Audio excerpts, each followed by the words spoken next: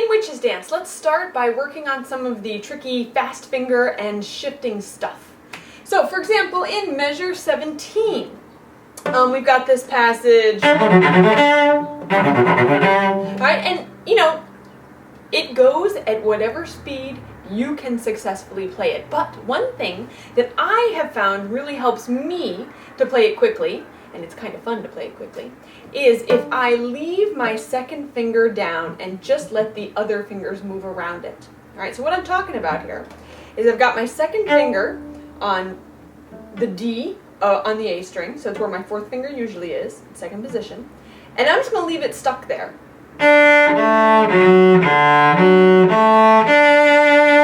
Still there. Okay, let's try it again. So I've got 2, leave it down, 4, 1, open, 1, 4,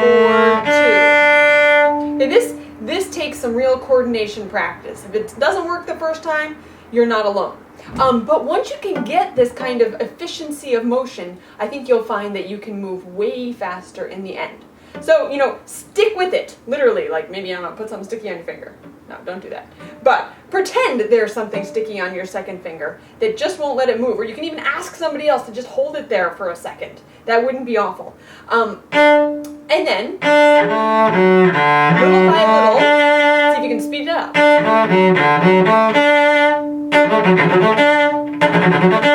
Right?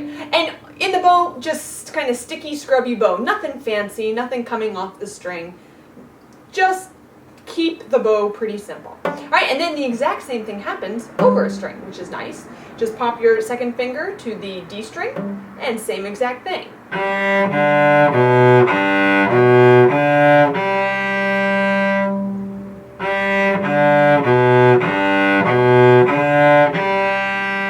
Okay, so take some time just to practice those by themselves, separate them out from the rest of the piece, and get good at that finger coordination thing. Then the next little mini passage that comes along is the one where we have to shift back to first position for one lousy note, which, what can I say? That's just the way it is sometimes. But what I would do for this passage is just loop it. Just do it a million times.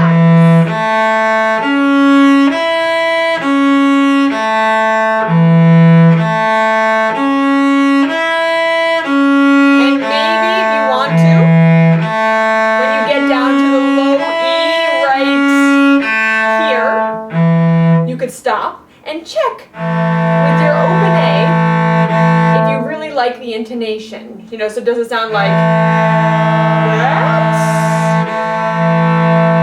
Or is it really perfectly in tune? Okay, because since you're just there for one note and it's a pretty quick shift, intonation on that can be tricky. So, you can check it. Eventually, you're going to want to get it a little faster.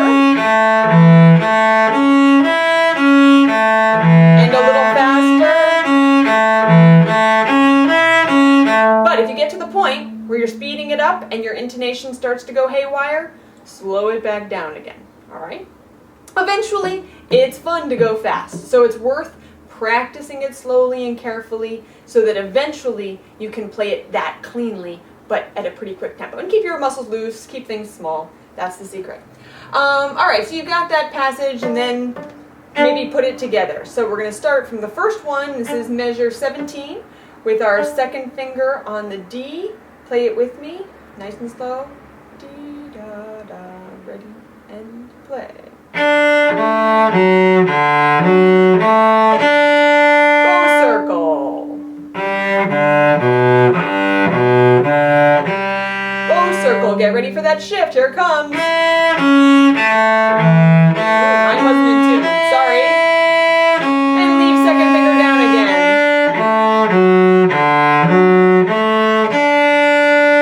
Okay? So that's a passage to work on a bunch. Now, there's another tricky shift thing that happens, and that is in measure 37, right towards the end. So what I would do is start with just the little tiny, like 3 notes that you need right around the shift. So you've got,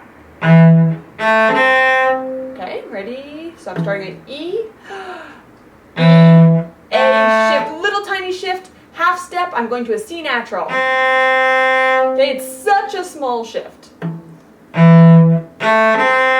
Get that really well in tune. Down, down, up. Down, down, up. Bunch of times. One more. Okay, let's add the next note. Now, the deal with the next note is that you have an extension. So, of course, for an extension, most important thing is that the thumb moves. And actually, since this comes so quickly after the shift, I would think on the shift that my thumb is already moving up. All right, so I've got one, open A, and open my extension up right as I go for the shift. So I'm not shifting to here and then opening, but as I shift, my second finger's going down for the extension, and my thumb is going with it. Okay, so what I've got here, ready again, ready again, down, down, up, ready again. Make sure thumb is going. Check out what your thumb's doing. Again. Let's add one more note. Ready, play. Ready, play. Ready, play. One more note. Ready, play. Okay, so we had another little shift back right there, right? So maybe I would just practice from here a couple times. Or I would go from a couple notes before that, but not do the whole thing. Oh, mine was out of tune, sorry. Ready again with the extension. Ready with your extension. Okay, so let's put the whole thing in context there, starting from the E and down, down, up, again, again, a little faster, again,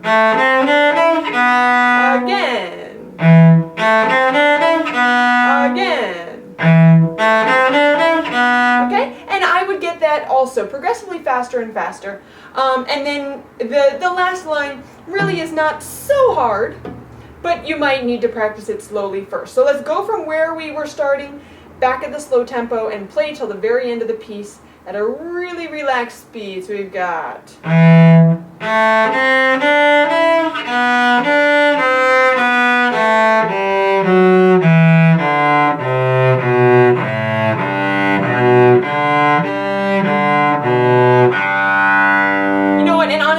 that was even too fast for if you're just doing this for the first time.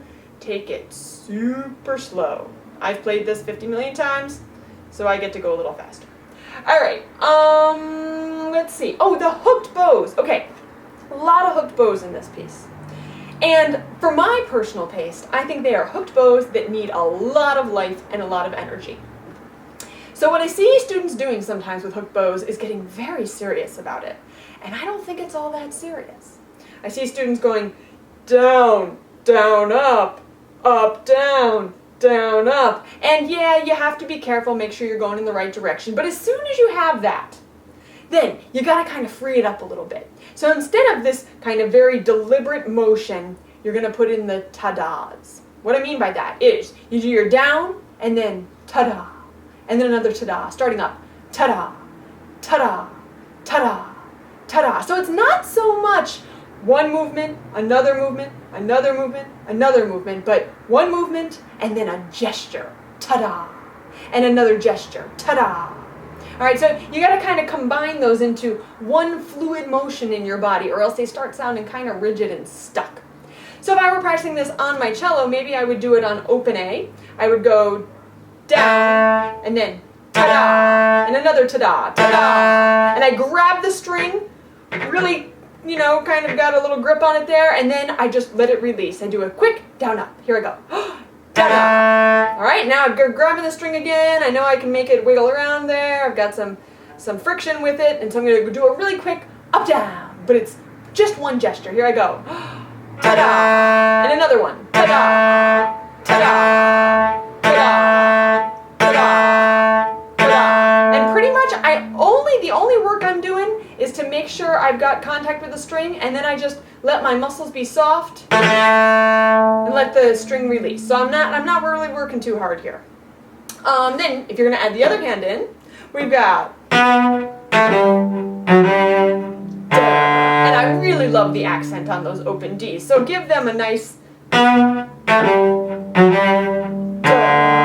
again. And loop it.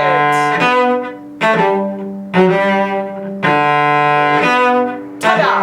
Ta-da! Ta-da! Ta-da! Okay? Let's play the whole thing through, I think. Right?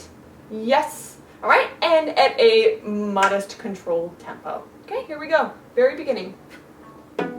Same as we were just doing.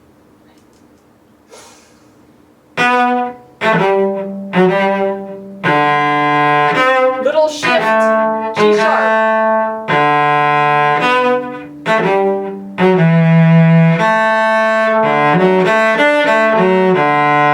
Lift. Ta-da, ta-da. Accents. Here comes the G sharp. Accents.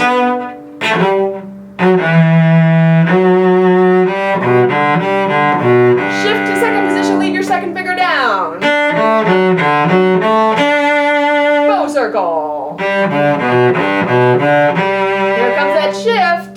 And leave second finger down again. Now a little slower.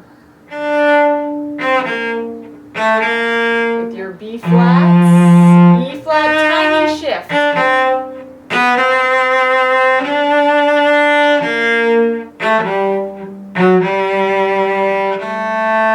And I would hold this note for a mighty long time. And then surprise your audience.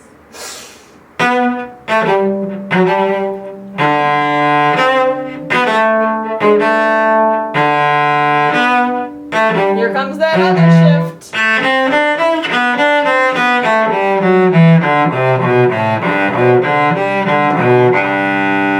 Okay, so this piece has some real technical challenges in it. Don't be afraid to pick it apart. The meno mosso section in measure 25, should have mentioned meno mosso, less motion, a little slower. Okay, you got your extensions, minor key. There's a shift there to the E flat. You might practice that one a bunch of times. We're not so used to going to lower second position. All right, so find where your problems are, practice that individual little spot, and then worry about getting the whole thing together. Okay? Have fun.